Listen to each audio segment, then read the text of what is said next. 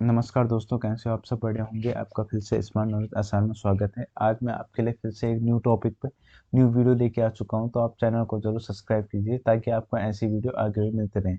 ठीक है। तो जो आज का हमारा टॉपिक है, रचना के आधार पर वाक्य के भेद। ठीक है। आपको मैंने पहले भी ऐसे टॉपिक पे वीडियो बता रखे हैं। जैसे हो गया आपका पत्र लेखन, हो गया औपचारिक अनौपचारिक, हो गया निबंध लेखन, हो गया समास, हो गया। ठीक है। तो आप उन्हें चैनल में विजिट करके देख सकते हैं। अगर आप क्लास 9 10th की स्टडी कर रहे हैं तो आप चैनल को जरूर सब्सक्राइब कर लीजिए ताकि आपको आगे भी ऐसी वीडियो मिलती रहे। ठीक है। आज मैं आपको एक ही वीडियो में वाक्य के भेद बता देता हूँ। ठीक है। तो वीडियो स्टार्ट करते हैं। तो रचना के आधार पर वाक्य भेद। ठीक है। तो रचना के आधार पर वाक्य के निम्नलिखित भेद होते हैं। ठीक। पहला होता है सरल वाक्य। ठीक है। सरल वाक्य मतलब एक सिंपल वाक्य, आपको साधारण वाक्य होता है। ठीक है। आपको पढ़ के ही पता चल रहा होगा। सरल वाक्य जो साधारण वाक्य होगा, जिन वाक्यों में एक ही विधेय होता है उन्हें सरल वाक्य कहते हैं। इन वाक्यों में एक ही क्रिया होती है। जिन वाक्यों में एक क्रिया होगी, ठीक है, और एक ही विधेय होगा तो उन्हें क्या कहेंगे हम? सरल वाक्य, साधारण वाक्य। ठीक है। अब इसकी विशेषताएं जान लेते हैं। विशेषताएं, पहला है एक ही क्रिया होती है। जो वाक्य होते हैं उनमें सिर्फ एक ही क्रिया होती है। वाक्य छोटा और स्पष्ट होता है। ठीक है। जो वाक्य होगा, सरल वाक्य हो, वाक्य छोटा होगा और स्पष्ट होगा। ठीक है। किसी प्रकार का संयोजक नहीं होता। इसमें किसी प्रकार का संयोजक नहीं होता। जैसे संयुक्त वाक्य में और फिर भी जो वाक्य को जोड़ते हैं वो इसमें नहीं होता है। सरल वाक्य होता है एकदम। ठीक है। उदाहरण के द्वारा समझ लेते हैं इसे।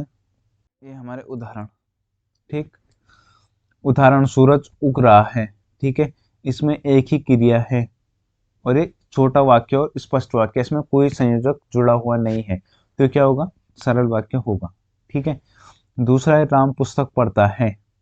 तो राम पुस्तक पढ़ता है, ठीक है, ये साधारण वाक्य है। ठीक है। इसमें एक ही क्रिया है और ना ही किसी प्रकार का संयोजक जुड़ा हुआ है। ठीक है। छोटा है और स्पष्ट है। तीसरा है हम छात्र विद्यालय जा रहे हैं। ठीक है। तो छात्र विद्यालय जा रहे हैं, इसमें भी एक ही क्रिया है। ठीक है। और इसमें कोई भी संयोजक नहीं जुड़ा, तो क्या होगा? सरल वाक्य। राधा गाना गा रही है।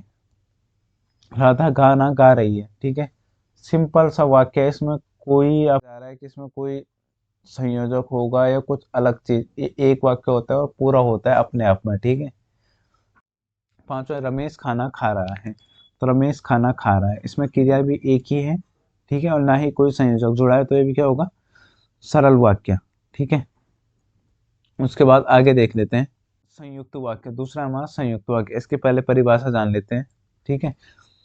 जिस वाक्य में दो या दो से अधिक सरल वाक्य और अथवा लेकिन क्योंकि फिर भी संयोजक शब्दों से जुड़े होते हैं, इसे संयुक्त वाक्य कहते हैं। ठीक है।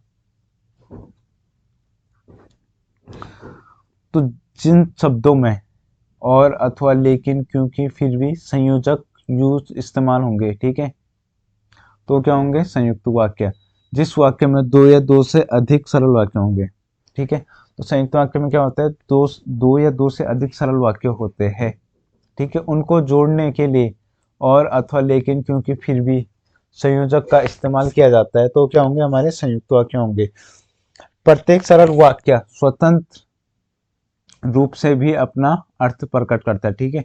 अब इसकी पहले विशेषताएं समझ लेते हैं, उसके बाद मैं आपको इसके उदाहरण समझाऊंगा। ठीक है। इसकी विशेषताएं क्या होती है? इसमें दो या दो से अधिक क्रियाएं होती है। ठीक है। जो इसमें क्रिया होती है वो दो या दो से अधिक होती है। ठीक है। सरल वाक्य में एक ही क्रिया होता है। ठीक है। संयोजक शब्दों का प्रयोग किया जाता है। जो संयोजक शब्द होते हैं और लेकिन क्योंकि फिर भी, ठीक है, इनका इसमें प्रयोग किया जाता है वाक्यों को जोड़ने के लिए। वाक्य के भाग स्वतंत्र रूप से भी बोले जाते हैं। ठीक। जो वाक्य के भाग होते हैं वो स्वतंत्र रूप से भी बोले जाते हैं। वो मतलब अपने आप में एक पूरा वाक्य होता है। ठीक है। जैसे सरल वाक्य अपने आप में एक पूरा वाक्य होता है, ये भी अपने आप में एक पूरे वाक्य होते हैं। आप उन्हें स्वतंत्र रूप से बोल सकते हैं। ठीक है। किसी भी पार्ट को। ठीक है। जैसे आगे का पार्ट है, उसके बाद पीछे का पार्ट है। ठीक है। बीच में संयोजक जुड़ा है तो आप पीछे के वाक्य को भी स्वतंत्र रूप से बोल सकते हो। ठीक है। उदाहरण समझ लेते हैं इसके। पहला उदाहरण है, पहला पॉइंट है, मैं बाजार गया और पुस्तक खरीदी। ठीक है।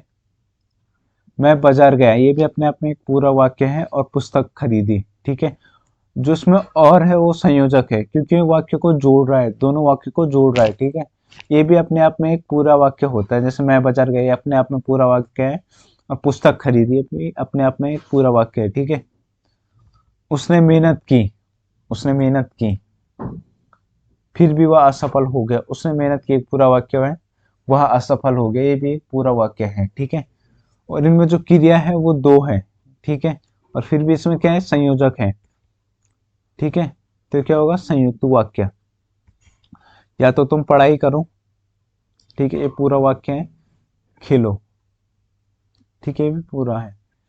तो इसमें जो या है, या खेलो, तो ये क्या है, संयोजक है। गीता गई, सीता आई।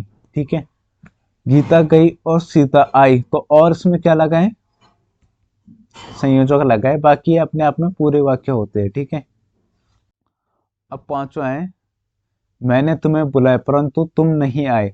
तो मैंने तुम्हें बुलाया, ठीक है, तो ये अपने आप में एक पूरा वाक्य है। तुम नहीं आए, ये भी अपने आप में पूरा वाक्य है, परंतु इसमें क्या लगा है, संयोजक, जो दोनों वाक्य को जोड़ रहा है। ठीक है दोस्तों, आपको पता चल गया होगा कि संयुक्त वाक्य और सरल वाक्य में क्या अंतर होता है। ठीक है, सरल वाक्य में क्या होता है कि एक छोटा वाक्य होता है और स्पष्ट वाक्य होता है, उसमें एक क्रिया होती है। ठीक है, और जो संयुक्त वाक्य है उसमें दो या दो से अधिक वाक्य होते हैं। ठीक है, और जो वाक्य होते हैं वो अपने आप में पूरे होते हैं। ठीक है, और उसमें संयोजक लगा रहता है वाक्य को जोड़ने के लिए, तो क्या होते हैं, संयुक्त वाक्य होते हैं। ठीक है, अब आगे जान लेते हैं। अब हमारा है तीसरा, मिश्रित वाक्य। ठीक है, ये हमारा मिश्रित वाक्य, तो जिन वाक्यों में एक मुख्य या प्रधान वाक्य हो और अन्य आश्रित उपवाक्य हो उन्हें मिश्रित वाक्य कहते हैं। इनमें एक मुख्य उद्देश्य और मुख्य विधेय के अलावा एक से अधिक समापित क्रियाएं होती हैं। ठीक है, जिन वाक्यों में एक मुख्य प्रधान वाक्य हो, दो वाक्य होते हैं इसमें भी, और एक प्रधान होता है और दूसरा उसी पे आश्रित रहता है। ठीक है, ठीक है, तो ये क्या होते हैं, मिश्रित वाक्य। इनमें एक मुख्य उद्देश्य और मुख्य विधेय के अलावा एक से अधिक समापित क्रियाएं होती है। ठीक है, अब इसकी विशेषताएं समझ लेते हैं पहले। ठीक है, इसकी विशेषता है, इसमें एक मुख्य वाक्य होता है जो स्वतंत्र होता है। ठीक है, इसमें भी दो वाक्य होते हैं। ठीक है, पर इसमें एक मुख्य वाक्य होता है जो प्रधान होता है। ठीक है, दूसरा उस पर आश्रित रहता है। ठीक है, एक या अधिक आश्रित उपवाक्य होते हैं। इसमें एक आश्रित वाक्य भी हो सकता है, दो भी हो सकते हैं। ठीक है, उपवाक्य की, जो, क्योंकि, जब, यदि जैसे शब्दों से जुड़ते हैं। संयुक्त वाक्य में भी संयोजक जुड़ते हैं, इसमें भी संयोजक जुड़ते हैं, पर इन दोनों में क्या होता है कि इसमें जो एक प्रधान वाक्य होता है और दूसरा उस पर आश्रित होता है, जबकि संयुक्त वाक्य में क्या होता है, दोनों, ठीक है, दोनों ही प्रधान समझो, दोनों ही अपने आप में पूरे वाक्य होते हैं, तो किसी, कोई भी किसी पे आश्रित नहीं रहता। ठीक है, तो अब उदाहरण समझ लेते हैं इसके। उदाहरण में क्या कहा गया है, देखते हैं।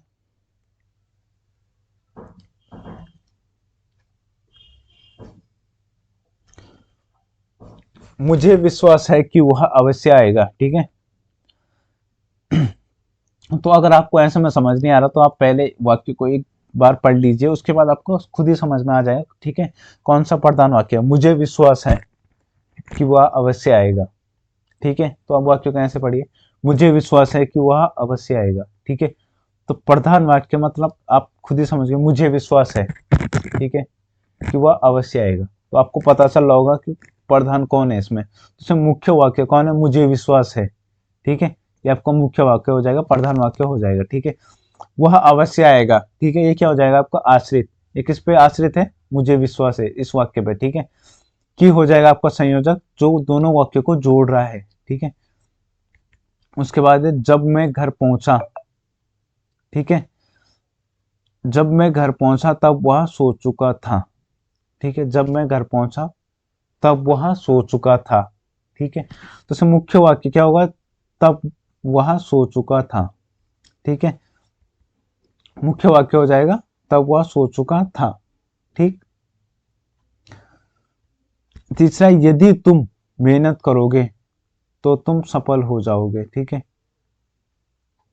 इसमें मुख्य वाक्य कौन सा है, तो तुम सफल हो जाओगे। ठीक है, तो इसमें तो क्या होगा, संयोजक जो कि वाक्य को जोड़ रहा है, ठीक है। तो आपको इन दोनों संयुक्त वाक्य और क्या मिश्रित वाक्य में आपको डिफरेंस ऐसे पता करना है। संयुक्त वाक्य में क्या होता है, दोनों वाक्य प्रधान होते हैं, ठीक है, दोनों वाक्य अपने आप में पूरे होते हैं और उनको जोड़ने के लिए एक संयोजक होता है। इन दोनों में क्या होता है, मिश्रित वाक्य में क्या होता है कि इसमें एक वाक्य प्रधान होता है तो दूसरा उसी पे सिर्फ आश्रित रहता है, ठीक है। ठीक है, तो ये दो डिफरेंस होते हैं संयुक्त वाक्य और मिश्रित वाक्य में। दोस्तों, आई होप आपको वीडियो अच्छी लगी होगी, तो आप चैनल को जरूर सब्सक्राइब कीजिए और आप वीडियो को पूरा देखिए ताकि आपको अच्छे से समझ में आए कि आपको इस वीडियो में आपको क्या चीज़ समझाई गई है, ठीक है। जो चीज़ आपको समझनी है आप कमेंट में जरूर लिखिए, मैं आपको उस टॉपिक पे अलग से वीडियो बना के समझा दूंगा, ठीक है। ज़्यादा से ज़्यादा अपने दोस्तों के साथ भी शेयर कीजिए ताकि उन्हें भी इस वीडियो के माध्यम से कोई हेल्प मिल सके, ठीक है। अगर आपको व्याकरण से रिलेटेड टॉपिक चाहिए, क्लास 10 से रिलेटेड आपको टॉपिक चाहिए, तो आप चैनल पर विजिट करके देख सकते हो। उसमें मैंने अलग अलग टॉपिक पे अलग अलग वीडियो बना रखी है, ठीक है। तो आप उसमें देख सकते हैं अनौपचारिक पत्र कैसे लिखना है, औपचारिक पत्र कैसे लिखना है, आपको निबंध कैसे लिखना है, ठीक है। ये सब चीज़ें मैंने आपको उसमें बता रखी है। और हिंदी में आपको किन किन टॉपिक या किन किन चैप्टर से प्रश्न पढ़ने हैं, ठीक है। तो उस चैप्टर्स के नाम भी मैंने अलग से उनके लिए वीडियो बना रखे हैं, तो आप चैनल पर विजिट करके उन्हें देख सकते हो और चैनल को जरूर सब्सक्राइब कीजिए। मैंने आपके लिए इतनी मेहनत से एक वीडियो बना रखी है, तो आप सब्सक्राइब और कमेंट जरूर कीजिएगा, ठीक है दोस्तों। तो मिलते हैं नेक्स्ट टॉपिक में नेक्स्ट वीडियो के साथ, तब तक के लिए धन्यवाद।